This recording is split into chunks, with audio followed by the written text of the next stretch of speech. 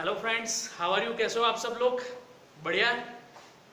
पढ़ने में मजा आ रहा है ना? कुछ भी डाउट नहीं है ना? कोई भी डाउट हो तो प्लीज़ मैसेज कीजिए या तो व्हाट्सअप कीजिए। कोई भी प्रॉब्लम हो आपको, ठीक है, कोई भी टॉपिक में हम उसको सॉल्व करेंगे। कुछ भी पता ना चले, भले ही वो बेस हो आपका 10th का, तो भी कोई प्रॉब्लम नहीं है। कुछ भी डाउट हो तो मैसेज कीजिए, ठीक है? तो फ्रेंड्स, स्टार्ट करते हैं हम हमारा आज का सेशन बहुत छोटे बहुत इंपॉर्टेंट ऑब्जेक्टिव के साथ, electrical resistivity and electrical conductivity.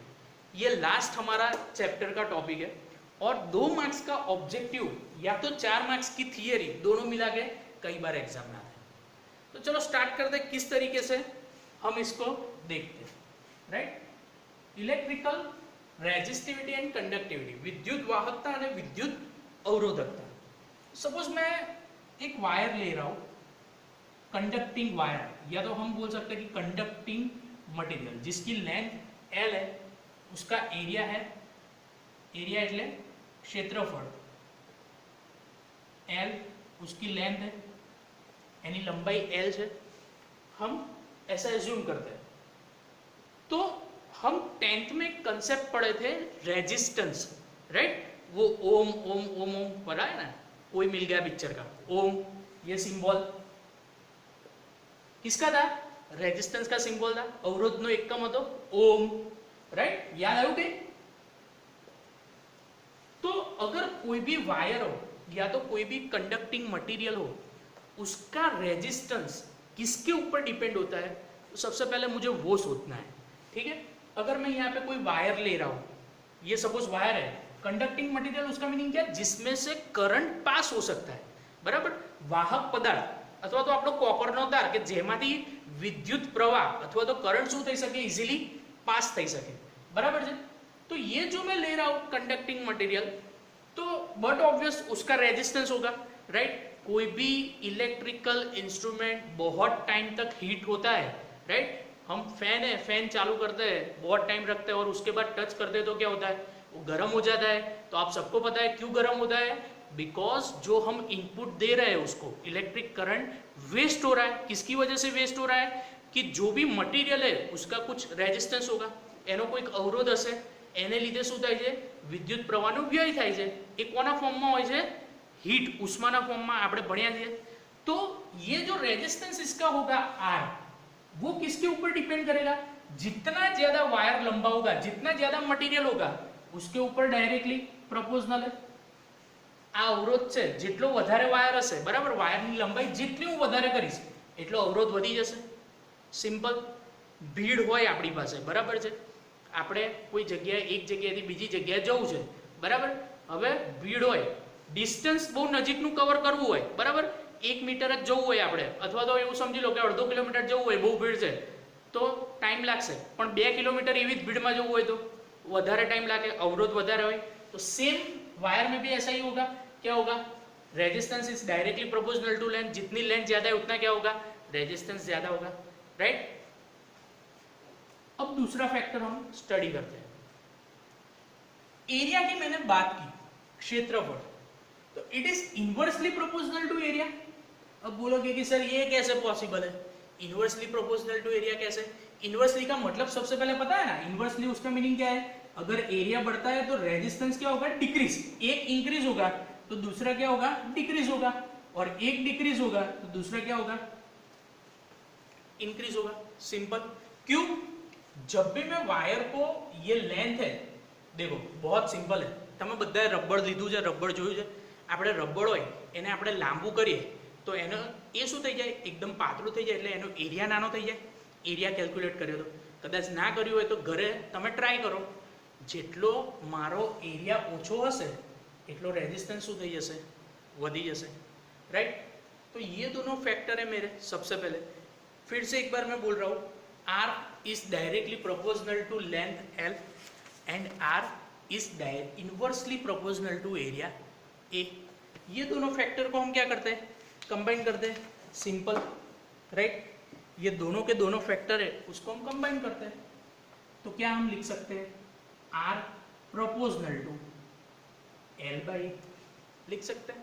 दोनों को मैंने कंबाइन कर दिया, ये प्रोपोर्शनल साइन है, प्रोपोर्शनल का साइन दूर करेंगे तो एक कांस्टेंट रखेंगे जिसको हम बोलेंगे रो, रो एल बाई, और ये जो रो है उसको ही हम क्या बोलते हैं, इलेक्ट्रिकल कंडक्टिव, सॉरी यहाँ पे मैंने रेजिस्टिविटी से पहले स्टार्ट कर देता हूँ, इसको ही हम क्या बोलेंगे फ्रेंड्स, इलेक्ट्रिकल रेजिस्टिविटी, विद्युत अवरोधकता,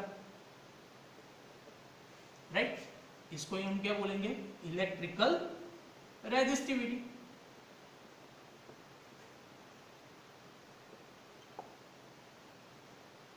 अगर आपको एग्जाम में स्टेटमेंट नहीं आता तो कोई बात नहीं, सेम ऐसा लिख दो, कोई भी मार्क्स नहीं कट होगा, सिंपल दिखा दो, एल क्या है, लेंथ है, ए क्या है, एरिया है। अब हम उसका ऐसा यूनिट निकालते हैं, 2 मार्क्स में बहुत ही इंपॉर्टेंट क्वेश्चन आ रहा है उसका ऐसा यूनिट। किसी भी क्वांटिटी का अगर आपको ऐसा यूनिट निकालना है तो बहुत सिंपल है फ्रेंड्स, क्या सोचना है, जिसका भी, सपोज मुझे किसका निकालना है, इलेक्ट्रिकल रेजिस्टिविटी, इसका ऐसा यूनिट निकालना है तो इसको एक साइड रखो, बाकी सारी क्वांटिटी क्या आ जाएगी दूसरी साइड। तो ये मैं क्या करता हूँ, रो को एक साइड रखता हूँ, एरिया है तो क्या आएगा, आर डॉट ए हो जाएगा, ये डिवीजन में तो ये मल्टीप्लीकेशन में, और ये यहाँ पे क्या है मल्टीप्लीकेशन में, तो ये क्या आ जाएगा डिवीजन में। सिंपल। देखो अब कैसे ऐसा यूनिट निकालते हैं, बहुत सिंपल, कभी भी ऐसा यूनिट रटने नहीं है, मैंने पहले चैप्टर में भी बोला था, अभी भी बोल रहा हूं, ठीक है।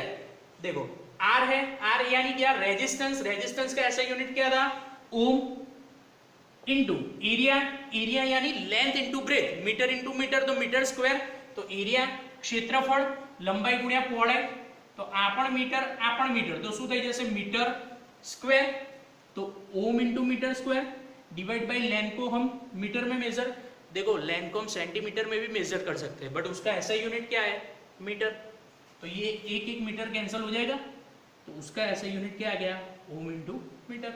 तो मैं क्या लिख सकता हूँ, इसका ऐसा यूनिट फाइनली क्या लिख सकता हूँ, ओम इंटू मीटर, बहुत ही सिंपल है। तो ये मेरा क्या हो गया, इलेक्ट्रिकल रेजिस्टिविटी। ठीक है, पता चला, कोई भी डाउट हो आपको तो आप मुझे कमेंट सेक्शन में कमेंट कीजिए, कोई भी डाउट हो तो। अब दूसरा टॉपिक था इलेक्ट्रिकल रेजिस्टिविटी। रेजिस्टिविटी यानी क्या, करंट लॉस ज्यादा होगा इसमें, यहाँ पे। अब देखते हैं कंडक्टिविटी। कंडक्टिविटी का मीनिंग क्या, अगर रेजिस्टेंस मेरा कम है तो कंडक्टिविटी क्या होगी, ज्यादा होगी, तो इसको मैं ऐसा लिख सकता हूं। तो सिंपल है यार, आप बोलोगे कि सर हाँ पता चल गया, अगर ये इलेक्ट्रिकल रेजिस्टिविटी है तो ये सिंबल को बोलते हैं रो, ठीक है, इसको क्या बोलते हैं रो, और इसका अपोजिट ये सिंबल है जिसको हम बोलते हैं सिग्मा इज इक्वल टू 1/रो। क्यों, क्योंकि अगर रेजिस्टिविटी का ज्यादा है तो कंडक्टिविटी कम होगी, दोनों क्या है इनवर्सली प्रोपोर्शनल, जितना ज्यादा रेजिस्टेंस होगा उतना आप लॉन्ग तक नहीं जा पाओगे, जितना ज्यादा करंट को रेजिस्टेंस मिलेगा वो उतना ज्यादा नहीं जा पाएगा, सिंपल लॉजिक है। જેટલો વધારે અવરોધ હોય એટલો એ ટ્રાવેલ નહીં કરી શકે જલ્દીથી, બરાબર, તો બંને એકબીજાના શું થાય, વ્યસ્ત થાય, અવરોધકતા ઓછી તો કરંટ શું થશે વધારે પાસ, એટલે કંડક્ટિવિટી શું થશે વધારે, रेजिस्टिविटी कम है तो कंडक्टिविटी ज्यादा होगी, बहुत ही सिंपल है फ्रेंड्स।